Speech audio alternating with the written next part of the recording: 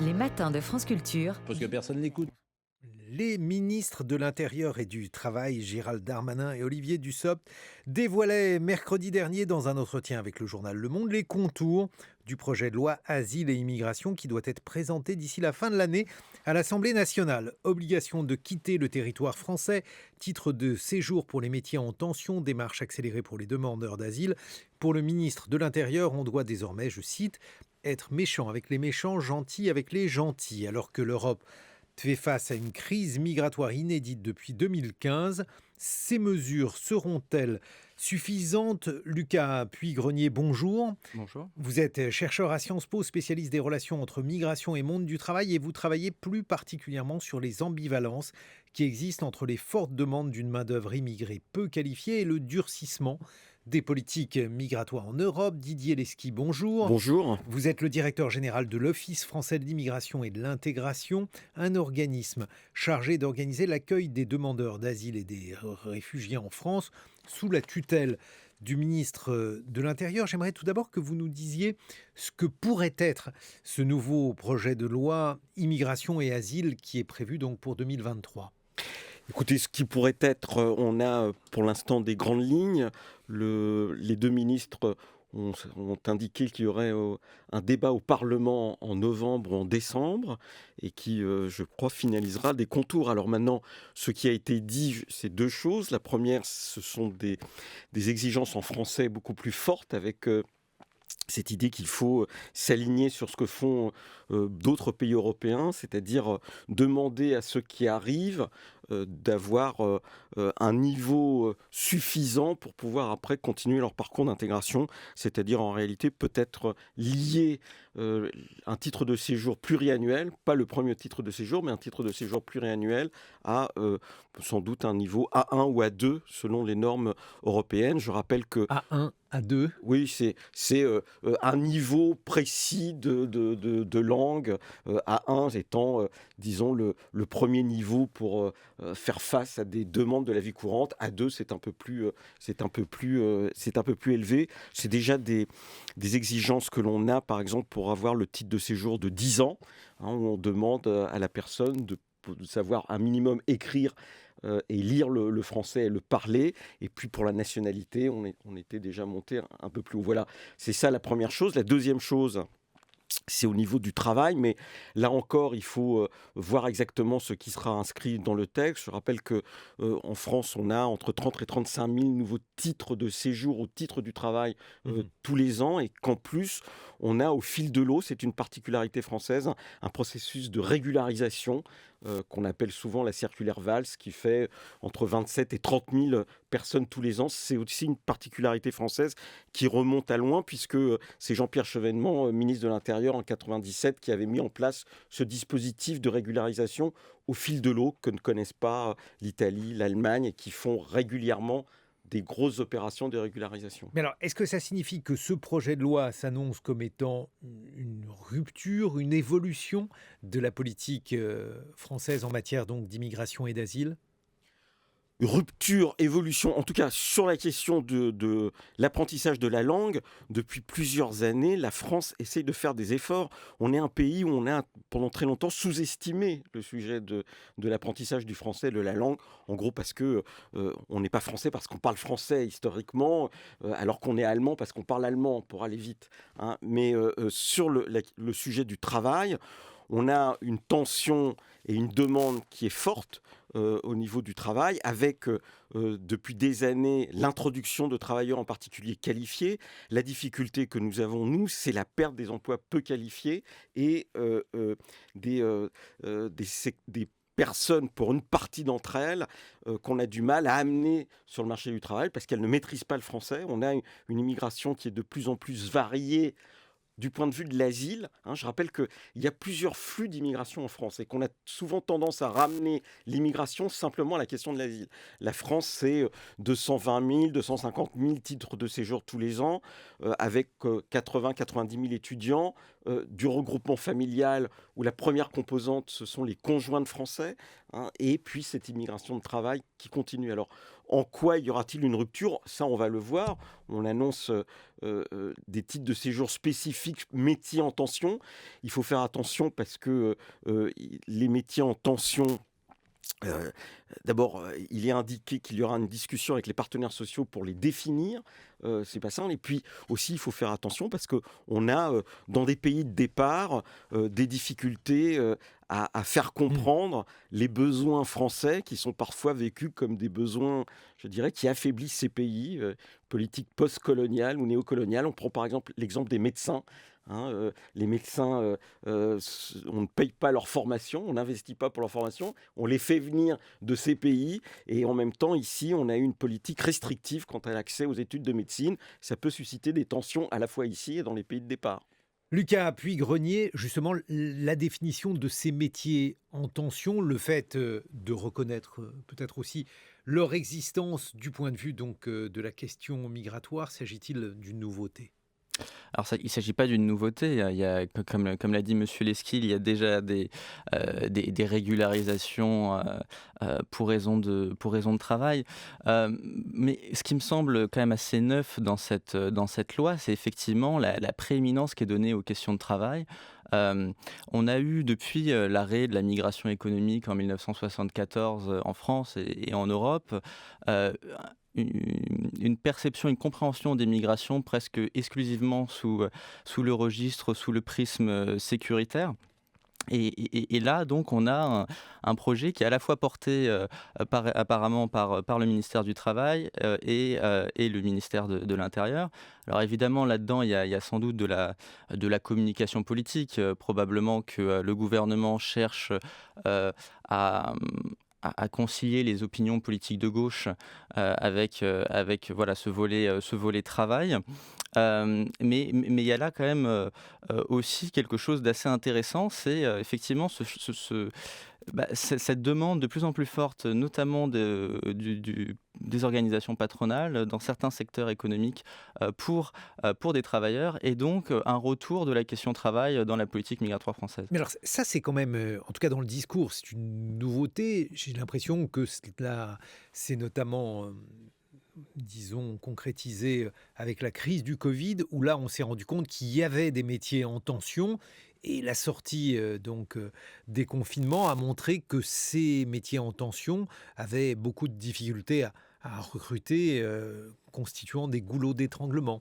Oui, tout à fait, mais même avant, hein, on a un phénomène, par exemple, donc au niveau de l'Union européenne, l'ensemble des pays membres, les titres, de séjour, délivrés pour raison de travail ont été multipliés par 3 en 10 ans. Ils étaient de 400 000 en 2011 et de 1,3 million en 2021 et en ce qui concerne le cas particulier de la France, ils ont doublé, en 10 ans et donc on a un phénomène qui précède le Covid, mais Mmh. effectivement, le Covid a été un accélérateur. Et donc, il y a effectivement des besoins de main-d'œuvre dans des secteurs économiques. Les organisations patronales parlent souvent de pénurie de main-d'œuvre. Il faudrait être plus précis et dire qu'il s'agit de pénurie de main-d'œuvre à salaire, pour les salaires proposés et pour les conditions de travail de ces secteurs, hein, parce qu'on parle d'emplois qui sont souvent donc des emplois mal rémunérés, des emplois difficiles et pénibles. Et justement, lorsqu'on l'on prend cette liste, des emplois, parce que Didier Lesky parlait, par exemple, des médecins, est-ce qu'il est possible de faire, une liste non exhaustive, hein, je vous rassure, de ces emplois qui, aujourd'hui, pourraient être considérés comme étant en tension, Lucas Puy-Grenier? Alors moi j'ai pas les listes, mais il semblerait ce soit, ce qu'on appelle souvent dans les sciences académiques ces métiers, non délocalisables. C'est-à-dire qu'auparavant, les migrants économiques, et les migrants de travail servaient pendant les Trente Glorieuses, en particulier dans les grands ensembles industriels, plein de secteurs économiques qui ont été, délocalisés progressivement dans les années 70-80. Et puis il y a tout un ensemble de secteurs, qui en fait ne sont pas délocalisables. Si vous prenez la restauration, si vous prenez, le BTP, si vous prenez, le soin, le soin aux personnes. Vous voyez tout un ensemble de secteurs qui ne sont pas délocalisables, ou pour lesquels on a besoin donc, d'une main-d'œuvre, qui est prête à accepter, des conditions de travail qui sont encore une fois souvent, pas reluisantes. Didier Lesky. Oui, la la France a une situation particulière par rapport à d'autres pays, je pense à l'Angleterre ou l'Allemagne, où l'essentiel de la migration était d'abord lié au développement économique et à l'économie. Et nous, on a pendant très longtemps eu une migration, et on continue à avoir une migration qui est d'abord liée aux migrations familiales. Et donc, on peut dire qu'il y a un changement de ton avec cette idée qu'il faudrait renouer d'une certaine manière avec le travailleur immigré, c'est-à-dire avec cette idée que c'est par le travail que les personnes peuvent s'intégrer dans la société française. Mais l'autre difficulté que nous avons par rapport à nos voisins, c'est que nous avons une partie de notre immigration, et du reste elle est en France majoritaire, qui vient pour aller vite du sud du monde et qui est en partie peu qualifiée, alors que ce n'est pas le cas, même dans un pays comme l'Angleterre ou l'Allemagne ou d'autres, ou l'Autriche, les pays d'Amérique du Nord par exemple, où on a d'autres mécanismes de choix de l'immigration à cause pour parler du Canada, à cause des frontières d'une certaine manière et du fait que physiquement on peut le faire. Et donc nous, notre difficulté, c'est l'intégration de personnes qui ont un bas niveau de qualification parce qu'ils viennent de pays extrêmement déstructurés, qui pour certains d'entre eux ne savent ni lire ni écrire leur langue, non lecteurs, non scripteurs comme on dit, et dans un pays qui a perdu une grande partie de ses emplois industriels. Et donc les secteurs en tension qui viennent d'être signalés supposent un minimum de qualification. D'abord en français, si vous voulez. Quand vous allez au restaurant, vous espérez que celui qui prend votre commande comprend ce qu'est un riz de veau, pour aller vite, pour aller dans la technique, si vous voulez. Dans le soin, c'est la même chose, c'est-à-dire qu'il y a la nécessité d'avoir des échanges avec la personne que l'on veut soigner. Or, on a eu une partie de l'immigration, en particulier liée à la demande d'asile, et on a donné 200 000 titres de séjour en 5 ans à des demandeurs d'asile. Eh bien, des demandeurs d'asile qui sont devenus des réfugiés, qu'on a du mal encore à amener à un niveau de qualification pour être employable. Lucas Puy-Grenier. Oui, on parlait de est-ce qu'il y a un retour à cette figure du travailleur immigré des 30 Glorieuses pour quand même nuancer cette idée du retour. Il y a quand même un aspect très important de cette loi Darmanin-Dussault qui est la dimension répressive, je dirais autoritaire contre la migration irrégulière. Il y a tout ce discours sur, vous l'avez bien entendu, sur le fait qu'il faut expulser davantage, il faudrait expulser davantage, rendre les obligations de quitter le territoire plus effectives. Il y a eu des liens qui ont été faits la semaine dernière entre délinquance et personnes étrangères. Donc on a à la fois ce discours qui est très très présent. Je parlais tout à l'heure de sécurisation des migrations. On est clairement toujours dans cette dynamique-là, avec un discours de plus en plus véhément de la part du gouvernement français, mais d'autres gouvernements européens, dans cette hostilité à la migration irrégulière. Et dans le même temps, finalement, on se rend compte qu'on a quand même besoin des travailleurs étrangers. Et donc, on a cette politique, je dirais, un petit peu schizophrène, un petit peu voilà, parce que contradictoire. j'allais vous demander si vous souleviez, par exemple, je ne sais pas, une hypocrisie.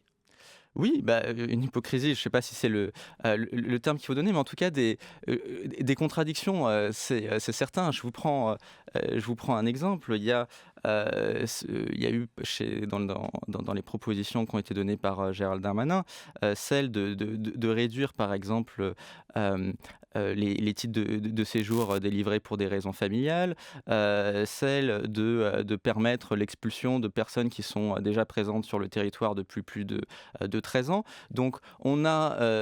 Je vois Didier Lesky.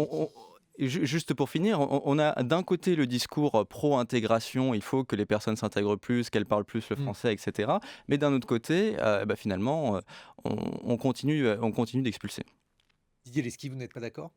Non, je crois qu'il faut faire attention. On n'a pas le projet de loi finalisé. Et donc, on ne peut pas commencer à discuter de choses qu'on ne connaît pas. Et je ne crois pas qu'il y ait la volonté de sortir des traités internationaux que la France a signés, de réduire comme cela l'immigration familiale, dont je rappelle que le premier item, c'est le rapprochement des conjoints de Français. Donc, ça me paraît un peu compliqué. Par contre, on peut avoir des exigences sur ceux qui arrivent.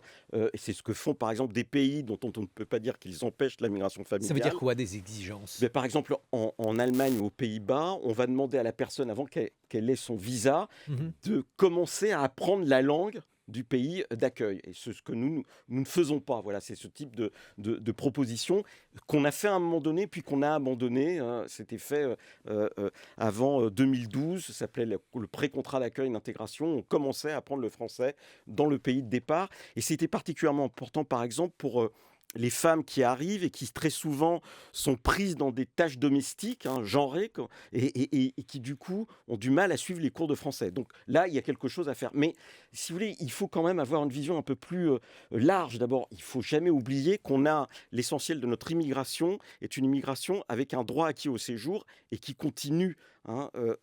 Et une immigration de travail qui a été doublée ces dernières années en France. Mais le problème majeur dans d'abord, c'est que l'Europe reste le grand continent envié en termes d'immigration, comme l'Amérique du Nord. C'est pas une forteresse, c'est un endroit où on vient, et on le voit dans la diversité qui ne cesse de s'amplifier dans les différents pays d'Europe. Mais au fond, si on voulait résumer les débats qui parcourent l'ensemble des sociétés occidentales, comme on dit, ou en particulier en Europe, et on l'a vu au Danemark, en Suède, on le voit en Italie et on le voit en France, c'est que il n'est pas certain que des sociétés comme les nôtres, qui sont structurées autour d'un État-providence universel, avec un accès gratuit à l'école, aux soins égal, puissent résister à une projection du chaos du monde, comme le sont aujourd'hui les migrations, pour une partie, en tout cas, de plus en plus importante d'entre elles. Et donc, c'est ça le problème. Et donc, cela, il faut le prendre en charge en termes de discussion. Par exemple, on parle souvent de l'évolution nécessaire de l'économie, du mode de production en ce qui concerne les changements climatiques, et c'est important. Mais si on pense, par exemple, qu'il va y avoir de plus en plus d'immigrés, qu'est-ce que ça veut dire du point de vue de l'organisation économique, de l'organisation sociale, de la construction de logements, du rapport à l'intégration, c'est-à-dire de la capacité à faire vivre des différences culturelles qui sont de plus en plus fortes. Voilà, c'est ça les enjeux. Lucas Pouy-Grenier.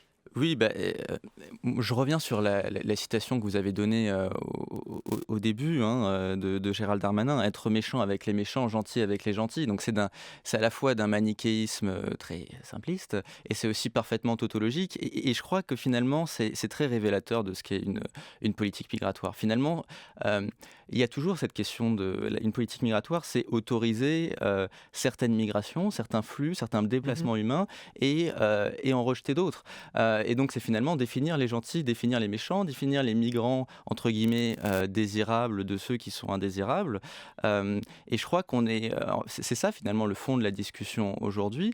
Et à pas oublier que il y a des conséquences qui sont parfois très très nocives sur les personnes. Évidemment, on le répète pas assez souvent. Il y a des centaines de personnes qui meurent chaque année aux frontières de l'Europe. C'est aussi lié à ces politiques migratoires. Il y a des personnes qui traversent de façon irrégulière les frontières et qui se retrouvent dans des situations de vulnérabilité, y compris donc dans le marché de l'emploi. Et donc voilà, donc il faut prendre effectivement de façon holistique les questions migratoires et se rendre compte que c'est le rôle de l'État aussi dans la création de catégories sur les parcours migratoires. Didier Lesky, je rappelle que vous êtes directeur général de l'Office français de l'immigration et de l'intégration. Lucas Pouy-Grenier, spécialiste des relations entre migration et monde du travail. On se retrouve dans une vingtaine de minutes pour évoquer donc ces évolutions de la politique migratoire en France et aussi sur la situation européenne. Il est 8h sur France Culture. Les matins de France Culture. Parce que personne n'écoute. On parle donc de l'immigration et des différentes politiques migratoires en France et également en Europe. Nous sommes en compagnie de Lucas Pouy-Grenier, spécialiste des relations entre migration et monde du travail, Didier Lesky, directeur général de l'Office français de l'immigration et de l'intégration, et Camille Lecause, que je salue. Je la salue, mais m'entend-elle ? Eh bien, Camille Lecause sera bientôt des nôtres. Elle est analyste au sein du think tank Migration Policy Institute, spécialiste des politiques migratoires européennes. Didier Lesky, une réaction à ce que vient de dire mon camarade Jean Lémarie dans son billet politique. Allô ? Écoutez, ma réaction, c'est qu'on a des débats très auto-centrés, si vous voulez. Et d'abord, on a quand même un sujet, je dirais presque philosophique, c'est que la liberté de circulation, ce n'est pas forcément la liberté d'installation. Et on sait cela, je dirais, depuis les Grecs anciens et la Révolution française, on a beaucoup discuté. La deuxième chose, c'est que on ne peut pas faire fi du fait que l'émigration présente, pour une partie d'entre elles, en tout cas, celles qui portent le plus d'attention, sont la projection de chaos et qui, pour beaucoup d'entre nous et pour ma génération aussi, sont des chaos de l'échec. L'échec, par exemple, des espérances de la décolonisation. La première nationalité ou les deux premières nationalités qui traversent la Méditerranée du côté de l'Espagne, ce sont les Marocains et les Algériens. Les Algériens font près de la moitié des passages du côté de l'Espagne. La première nationalité qui, ces dernières années, a traversé la Méditerranée centrale, ce sont les Tunisiens. Et pourquoi ? Parce qu'il y a l'échec de ces pays, et il faut y rajouter les aventures militaires peu réfléchies qui ont détruit la Libye, l'Irak, etc. Et donc, c'est ça qui est en jeu. Voilà. Et donc, qu'une partie de la population, ou que de plus en plus forte, puisque vous avez terminé sur la montée de l'extrême droite, soit inquiète parce qu'elle se demande comment faire face et à ce chaos, eh bien, c'est pas complètement illégitime. D'autant qu'on sait que ce sont les catégories populaires qui sont le plus en difficulté dans un pays où la production de logements s'est quand même assez effondrée, où n'est pas suffisante et où les problèmes du pouvoir d'achat sont d'abord marqués par le prix qui ne cesse d'augmenter du logement. Et ce sont d'abord les catégories populaires qui sont en concurrence là-dessus avec les nouveaux arrivants. Je rappelle que le contingent préfectoral sert en grande partie à loger ceux qui obtiennent le statut de réfugiés. Et puis la deuxième chose, on en a parlé tout à l'heure, c'est la pression sur le travail. C'est-à-dire que la facilité d'une certaine manière de la régularisation des travailleurs empêche une véritable discussion sur qu'est-ce que c'est qu'une vie bonne, qu'est-ce que c'est qu'un bon salaire et comment on peut articuler le lieu du travail et le lieu de logement. Lucas Puy-Grenier. Mais qu'est-ce que c'est qu'une vie bonne ? Je pense que c'est aussi une vie où on peut s'installer dans l'espace où l'on travaille. Et je crois que c'est là le cœur de la question. Didier Lesquier disait circulation, les circulations ne sont pas des installations. Il faudrait permettre, faciliter certaines circulations, mais empêcher que ces présences prennent racine finalement sur le territoire, s'installent, etc. Et c'est là où je pense qu'il y a un vrai problème. Pourquoi est-ce qu'on demande à avoir une main-d'œuvre étrangère, des travailleurs étrangers notamment pour ces secteurs sous tension, et en même temps on interdirait aux gens à avoir une vie de famille, à s'installer dans la société, à s'intégrer finalement, pour reprendre un peu le mot-clé de certains au gouvernement. Voilà, je pense qu'il y a cette question à se poser. Et justement, toujours sur la question de la politique migratoire et de la politique migratoire française avec les annonces de Gérald Darmanin dont parlait mon camarade Jean Lémarie dans son billet politique. Camille Lecause, vous qui êtes analyste au sein du think tank Migration Policy Institute, si vous deviez rapprocher ces déclarations de Gérald Darmanin de ce qui aujourd'hui se pratique en Europe, que diriez-vous ? Effectivement, en fait, Didier Lesquier a parlé de chaos et de la montée de l'extrême droite. Et ça, c'est largement lié aussi aux fractures de la crise de 2015 et 2016 et au fait que, au final, la France apparaît dans une position centriste, comme la Commission, en fait, où ils se retrouvent tous les deux à défendre ce qu'ils appellent une politique migratoire équilibrée, à la fois fermée mais ouverte, alors qu'en fait, le curseur est vraiment passé à droite avec un objectif de limitation des arrivées, en perdant un peu de perspective deux enjeux essentiels, je dirais, les besoins des marchés du travail européens, on en a parlé, et l'asile. Là aussi, je pense que c'est important de rappeler que le système de protection internationale tel qu'on le connaît aujourd'hui est né de la situation en Europe après la Seconde Guerre mondiale. Et cette tendance de fracture est largement le résultat de la mauvaise gestion de la crise en 2015-2016, et avec des pays comme la Pologne et la Hongrie qui, je pense, ont le sentiment de ne pas avoir été entendus par leurs partenaires européens, de s'être fait imposer des mesures. Et depuis, il y a vraiment un blocage sur cette question. Et donc, on a ses voisins, ses partenaires, notamment à l'Est, qui refusent de parler de migration comme quelque chose de potentiellement positif, ce ce qui est ironique en fait, parce que la Pologne, par exemple, fait appel depuis longtemps à des travailleurs étrangers, notamment ukrainiens, et donc on Et oui, voit parce que aussi comment avec c'est la question que j'allais vous poser, Camille Lecause. Est-ce que, donc, au-delà des discours, il y a une forme d'hypocrisie? Qu'est-ce qui se passe concrètement, notamment en matière de marché de main-d'œuvre? oui, en fait, et là, on peut donner l'exemple, par exemple, de ce qui s'est passé avec l'activation du statut de protection temporaire pour les Ukrainiens en Union européenne, où les Ukrainiens ont eu accès directement au marché du travail. Et si l'on fait bilan de ces derniers mois sur l'intégration des Ukrainiens dans le marché du travail, ça a été une entrée très rapide et finalement plus rapide que ce qui était anticipé, avec beaucoup d'Ukrainiens qui ont trouvé du travail très rapidement, même si ça s'est fait finalement à un niveau souvent inférieur à ce à quoi ils pouvaient prétendre. Mais donc ça, je pense que c'est une dynamique intéressante qui témoigne des besoins des marchés du travail des différents États européens dont on a parlé. Et ça peut aussi, je pense, donner des leçons pour l'intégration d'autres populations migrantes et réfugiées en Europe. Didier Lesky.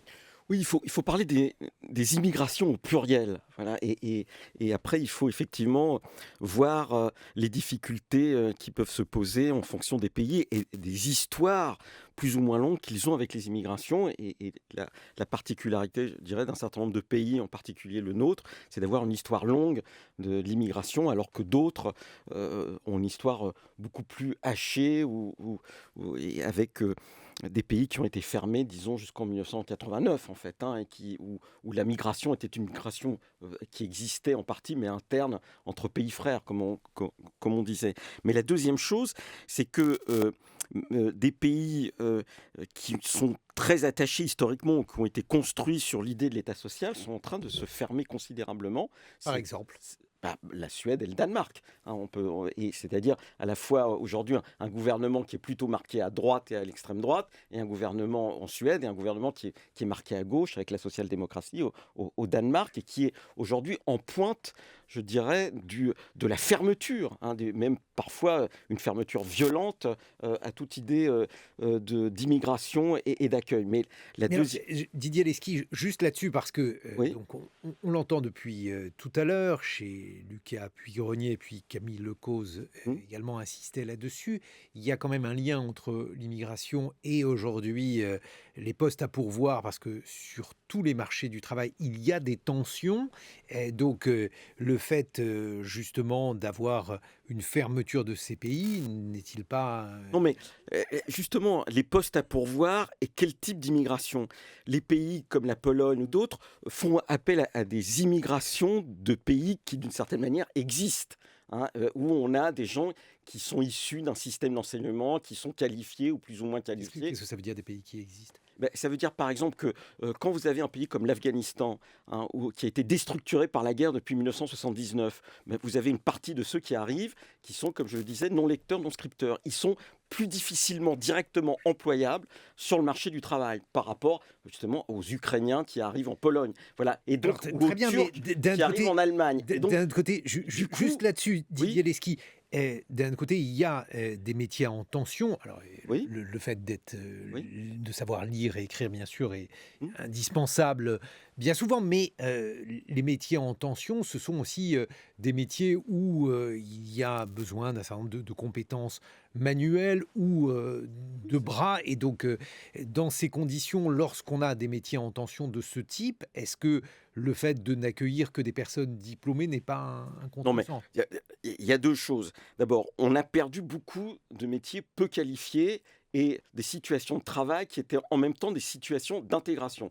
L'exemple type, c'est les usines automobiles. Moi, j'ai été en poste en Seine-Saint-Denis. On a fermé les usines automobiles en Seine-Saint-Denis. On les a du reste délocalisées en Algérie et au Maroc. Et en même temps, on a une partie de ceux qui viennent d'Algérie et du Maroc qui sont les perdants des systèmes algériens et marocains et qui ont perdu un niveau de français. Du reste, c'est une des difficultés du recul de la francophonie dans ces pays. Et en plus, on a l'arrivée depuis 1989 de personnes qui viennent d'anciens pays de l'Est et qui sont beaucoup plus directement employables sur le marché du travail. Et puis, on a la question de la langue sur certains métiers. On a beaucoup de problèmes dans les métiers de la santé. Ça suppose un minimum de français. Voilà. Et là, on a, nous, des difficultés à prendre en charge les personnes qui arrivent à les mettre en formation pour après être employables, et se rajoute la question du niveau de salaire et du logement. Et dans un pays où il y a quand même des personnes qui, par ailleurs, sont en situation de chômage, et là, ça renvoie à la discussion sur le niveau de salaire, sur l'attractivité des métiers, etc. Camille Lecause, votre point de vue là-dessus? Oui, je pense qu'une autre dimension importante de cette discussion et qu'on néglige souvent lors de nos débats sur la politique française et les politiques européennes, c'est la perspective des pays d'origine. Parce que depuis des années, les gouvernements européens parlent de partenariats migratoires avec les pays d'origine et transit de Mhm. migrants, et on vient d'en parler, mais euh, il y a des enjeux qui préoccupent aussi ces États-là.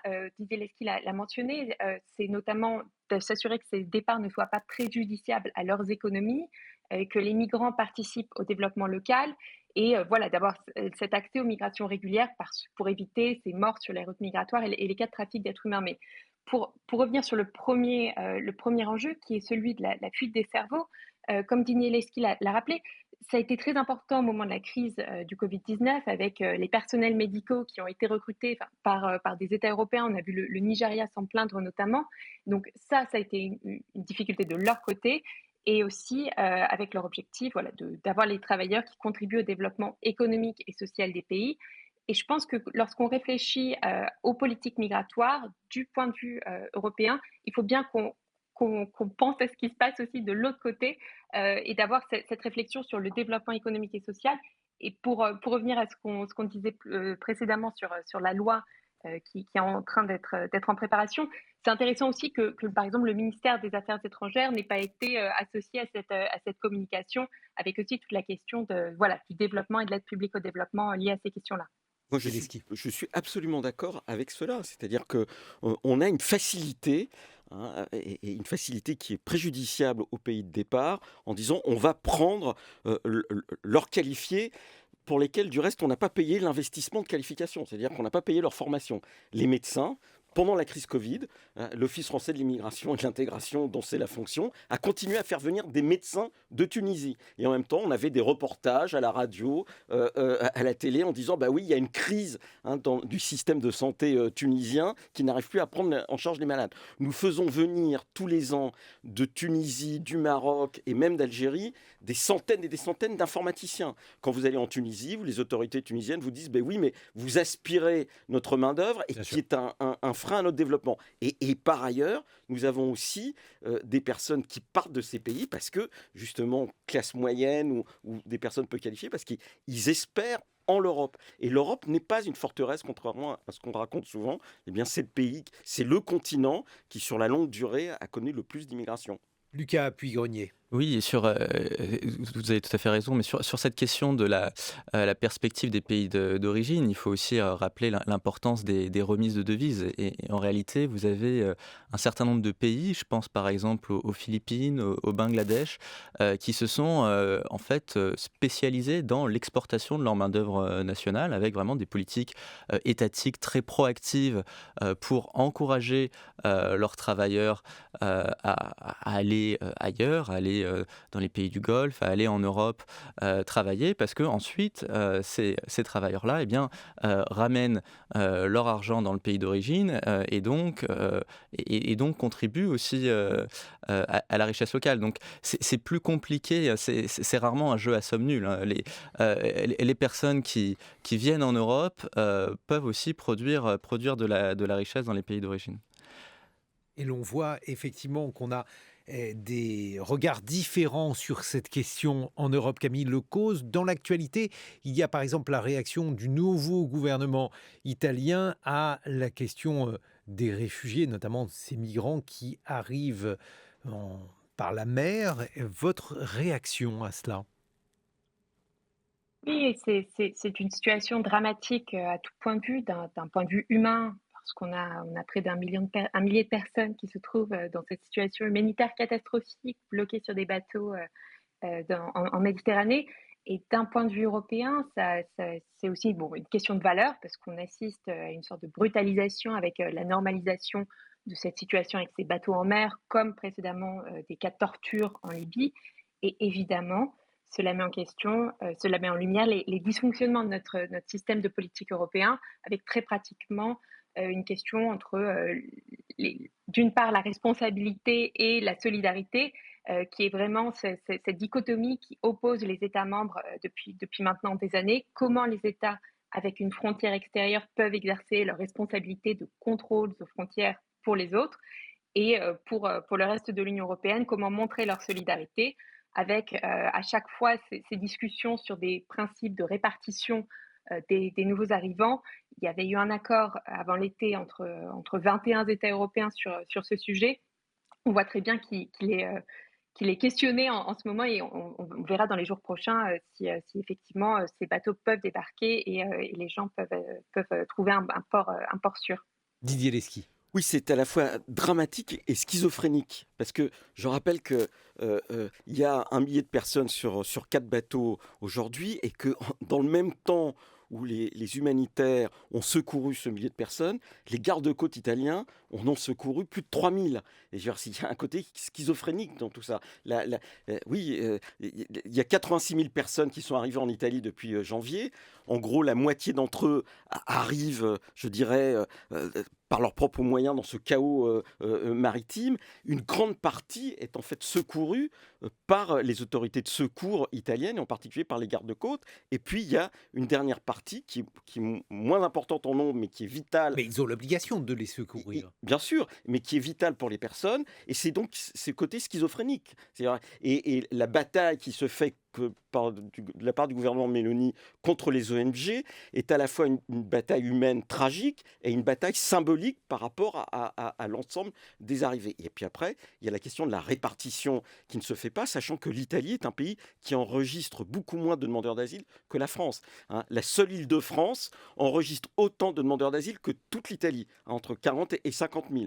Et la France est aujourd'hui, avec l'Allemagne, le premier pays de la demande d'asile, parce que les personnes, une fois qu'elles arrivent, en réalité, elles sont, pour beaucoup d'entre elles, pas enregistrées et elles se délocalisent, je dirais, avec leurs pieds dans des conditions qui ne sont pas non plus des plus correctes, et dans un mécanisme européen qui ne fonctionne pas. Et pour reprendre une formule de Régis Debray, l'immigration, c'est vraiment là où on voit que l'Europe a un côté fantôme. Lucas Puy-Grenier. Oui, et je voulais aussi ajouter que cette question n'est pas non plus déconnectée de celle des marchés du travail qu'on abordait tout à l'heure.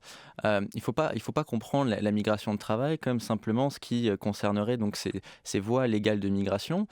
Toutes ces personnes qui arrivent de façon irrégulière aux frontières de l'Europe, qui ensuite très souvent demandent l'asile, et bien ces personnes également, elles travaillent. Alors elles travaillent, parfois elles sont autorisées à travailler par les politiques étatiques.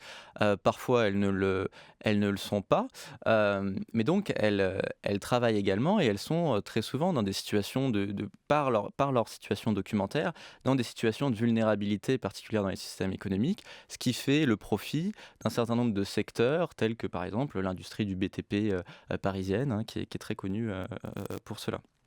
Un mot de conclusion, Camille Lecause. Oui, je pense que cette situation est inquiétante parce que la Commission avait proposé en 2020 ce pacte, cette grande réforme législative qui était censée résoudre ces problèmes-là. Et on voit bien que le temps presse en quelque sorte, puisque les 3 prochaines Bien sûr. présidences de l'Union européenne sont pour la Suède, l'Espagne et la Belgique, avant qu'ils ne passent la main à la Hongrie, la Pologne et le Danemark. Donc, ça veut dire que des compromis peuvent être réalisés d'ici à 2024, mais que ça sera beaucoup plus difficile après. Et on voit que même au sein du trio à venir avec la Suède, ça ne garantit pas une position ouverte aux négociations compte tenu du nouveau accord de coalition du gouvernement suédois. Un mot de conclusion, Didier Lesky. C'est un sujet difficile. L'ensemble des paramètres à discuter doivent être pris avec précaution, parce qu'il y a une population qui nous regarde et qui, très souvent, ne comprend pas, pour une partie d'entre elles, ce qui se passe et est inquiète parce qu'il y a une partie des immigrations qui font plus peur que d'autres pour des raisons légitimes ou illégitimes, et c'est ça l'enjeu aussi.